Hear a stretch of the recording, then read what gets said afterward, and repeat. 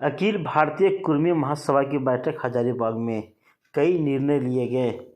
हजारीबाग कुर्मी समाज ने हजारीबाग में बैठक कर मांग किया कि महागठबंधन से उनके समाज के नेता को उम्मीदवार बनाया जाए, क्योंकि हजारीबाग में लगभग 2.5 लाख से अधिक वोट उनके समाज से आते हैं। अगर उम्मीदवार नहीं बनाया गया तो समाज स्वतंत्र रूप से चुनाव लड़ेगा और हजारीबाग का समीकरण ही बिगाड़ देगा। अखिल भारतीय कुर्मी महासभा के केंद्रीय संरक्षक शिवलाल महतो ने कहा कि नेशनल पार्टियां कुर्मी को उम्मीदवार दे। अगर नेशनल पार्टियां ऐसा नहीं करती तो पूरे झारखंड प्रदेश में अखिल भारतीय कुर्मी महासभा इसका पुरजोर विरोध करेगा।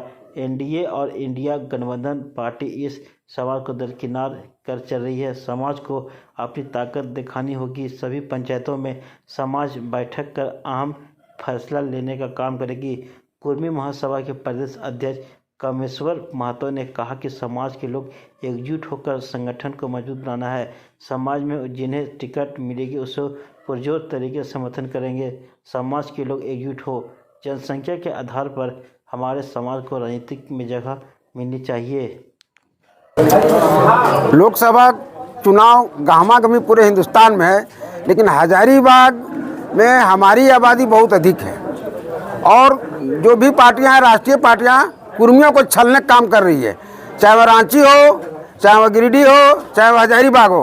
तो हजारीबाग में हम प्रदेश अध्यक्ष होने के नाते हम हजारीबाग की ओर से मांग करते हैं कि यहाँ पर कुर्मियों को कोई भी किसी को दिए, लेकिन कुर्मी को जरूर ऐसे लोकसभा में सीट दिया जाए, अन्यथा हम लोग डिसीजन लेने के लिए हम लोग स्वतंत्र हैं। कुर्मी बहुल क्षेत्र है और जितनी आबादी है यहाँ पर पूरे झारखंड में हम लोग करीब करीब 24 लाख है, माने आबादी हमारी है 24 यहाँ पर। तो हम चाह रहे हैं कि हमको मिलने चाहिए सीट और हम दूसरे पार्टी में जाके दूसरे को जिता सकते हैं, लेकिन हम नहीं जीत सकते हैं क्योंकि हमको देता ही नहीं सीट है। तो हमारा डिसीजन हुआ है कि यदि सीट नहीं देता है तो हम लोग स्वयं लड़ने के लिए भी तैयार हैं। हम लोग ये चाहते हैं कि हम लोग के साथ अगर इस तरह का बड़े दिल के लोगों ने अगर किनारा करने का काम किया तो मजबूरन हम लोग भी कोई बड़ा फैसला लेंगे और बड़ा फैसला लेकर जो हम लोग को करना होगा हम लोग करने का काम करेंगे। हजारीबाग में इसी तरह हमारे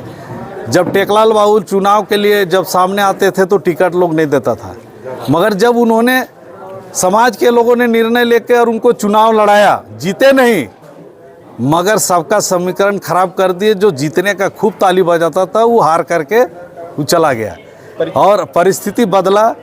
हुआ कि हम लोगों ने जब पार्टी सोचा तो भुवनेश्वर मेहता और टेकलाल महतो जी एक मंच में एक जगह पे लोग जो है पार्टी ने निर्णय लिया कि नहीं हम लोग आप लोग को लड़ाएंगे, तो उन्होंने गिरिडीह में लड़ाया और टेकलाल बाबू रिकॉर्ड मतों से वहाँ चुनाव जीते और यहाँ भुवनेश्वर मेहता वित्त मंत्री को 1 लाख वोट से आ रहा है।